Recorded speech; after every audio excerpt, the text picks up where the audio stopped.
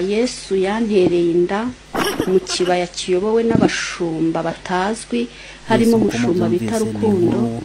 aho uyu mama Inda ntwite n'inda igiye kuvuka mu buryo budasanzwe. Yesu yantereye inda mu kibaya najugunywemo n'iwacu ari rwo rugo rw'abarokore, banjugunya mu kibaya cyitwa Urukundo. Warakoze kwita shene yawe Rukundo Empire. Buri wa gatatu ujya uza dukora ikiganiro rero kwa Rukundo. Inda ntwite niyo mu kibaya cyo kwa Rukundo. Abana nzabyara muri kuno kwezi kwa 11 oya ntabwo bazaba ari abarukundo, bazaba bitwa Rukundo bose Empire. Yes, nkuko ubyumvise rero kuri iyo intro video cyangwa se kuri ayo majwi cyangwa se kuri ako ka video gatangiye, ni inkuru iri official, ni inkuru iri kugenda ikwirakwira hirya no hino hano mu gihugu cyacu cy'u Rwanda. Ni inkuru abantu benshi bagiye bibaza ibintu bigiye bitandukanye, nkubwira ko ari inkuru tugiye kuba twarambura tukaza kuba twayisesengura by'umwihariko nkuko wabibonye kuri description y'iyi video mbere kuyifungura. Ni inkuru yakomeje kuvugisha abatari bake by'umwihariko nkaho Mutesi Kovia muramuzi, uhagariye Mama Rwagasabo, umunyamakuru mukuru hano mu gihugu cyacu Rwanda. Ndavuga ko ari umunyamakuru mukuru kuko mubizi ko ari we uhagarariye itangazamakuru hano mu gihugu cyacu cy'u Rwanda. Rero ni inkuru nawe yaje kuba yagarukaho, aho abantu benshi bagiye bibaza niba ari ibintu byanyabyo koko. Gusa icyo twakubwiye mbere yuko dukomeza, mbere yuko tugira ibindi byinshi tugenda tubivugaho, ni ibintu byanyabyo. Ahubwo ikibazo kiraza ahangaha giti, ese uyu muntu yaba ari muzima? Byaba ari bimwe twagitona ku mbuga nkoranyambaga, aho mu minsi yashize cyangwa se mu gihe cya kera, aho abantu bari barabigize content, aho bazanaga ibintu bitari byanyabyo cyangwa se inkuru za scam, bavuga ko bagiye ikuzimu, baza batanga ubuhamya kuri YouTube kugira ngo babashe kuba babona amafaranga cyangwa se kugira ngo babashe kuba babona views. Ni ibintu byitandukanye, ni inkuru tugiye kuba twarambura. By'umwihariko ikisabwaho nta kindi ni ukanda subscribe kuri muyoboro wacu YouTube nk'uko usanzwe ubimenyereye. Uyu ni umuyoboro aho tugenda tubagezaho amakuru agiye atandukanye, amakuru aba yizewe dukura ku binyamakuru bisanzwe bikora hano mu gihugu cyacu Rwanda. Ndavuga nka Mama Rwagasabo, igihe.com ndetse Kigali Today n'ibindi byinshi bisora inkuru mu buryo bwanditswe. Niyo mpamvu natwe dukora uko dushoboye kose kugira ngo izo nkuru zose tuzibagezeho gatanu ku kandi ku gihe, mu buryo bwa video cyangwa se mu buryo bw'amashusho. Rero igihe wakansa subscribe uzaba urishyura neza ko izo nkuru zose uzajya uzibona ku gihe. Alright, rero twihuse rero n'iyi nkuru nk'uko mubibona, ni inkuru ikomeje kugenda ivugwaho n'abatari bake nk'uko mwabibonye kuri description y'iyi video. Mutesi Kovia ni inkuru yaje kuba yagarukaho, mbabwira ko tugiye no kumvisha ikiganiro cyangwa se amagambo yaje kuba yabivugaho cyangwa se comment nawe yaje kuba yabiteraho, by'umwihariko agendeye kuri video. Ni video yagiye iterendinga cyangwa se yagiye ikwirakwira ku mbuga nkoranyambaga zigiye zitandukanye.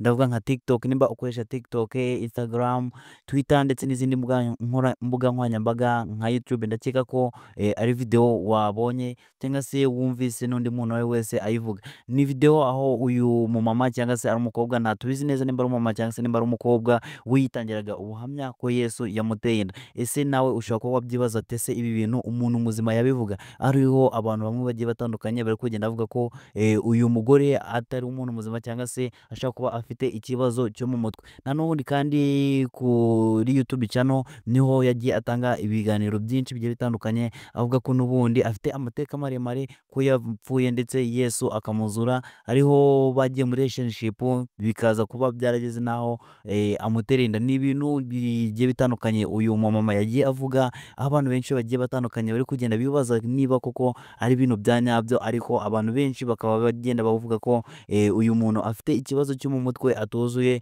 ko ahubwo agomba kujyanwa Indera. Ese wowe uri kumva iyi video urabyumva ute? Urasabwa gutanga igitekerezo cyawe cyuko ubyumva muri comment, uze kwandika comment yawe tubwire niba koko wumva ko uyu muntu yaba ari umuntu muzima cyangwa se yaba afite ikibazo cyo mu mutwe, cyangwa se utubwire niba kuko bishoboka ko Yesu yaba yaramuteye inda nyuma y'uko yitangiye ubuhamya avuga ko yapfuye, noneho Yesu akaba yamuzura. Ese bitewe n'imyemerere yawe cyangwa se bitewe n'uburyo wumva ibintu, wumva ko ari ibintu byashoboka? Aho bamwe bagenda bavuga ko byana ari ibintu bishobora kuba byashoboka bigendeye no kuba amateka nk'uko babivuga.